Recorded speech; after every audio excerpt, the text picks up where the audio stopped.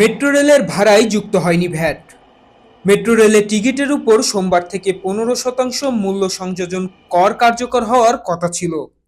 তবে সরকারের বিশেষ আদেশে অব্যাহতির সময়সীমা পার হওয়ার পরও মেট্রো রেলের ভাড়ায় যুক্ত হয়নি ভ্যাট।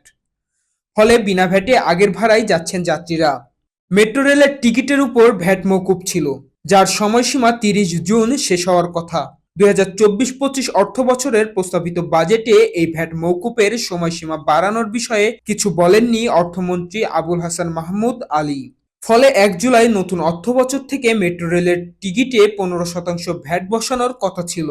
ভ্যাটের বিষয়ে মেট্রো রেলের পরিচালনা সংস্থা ঢাকা ম্যাস ট্রানজিট কোম্পানি লিমিটেডের কোম্পানি সচিব বলেন, মেট্রো রেলের টিকিটে ভ্যাট মওকুফ চেয়ে জাতীয় রাজস্ব বোর্ডে চিঠি পাঠিয়েছি।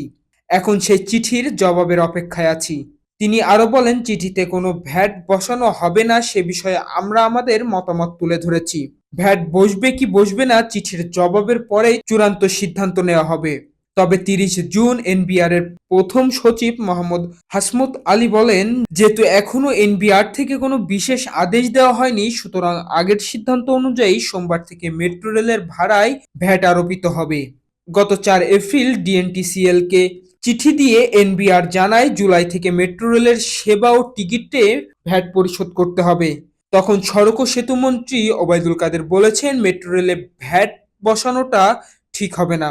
সরকার প্রধানের কাছে ভ্যাট না বাড়ানোর বিষয়ে অনুরোধ জানানো হয়েছে।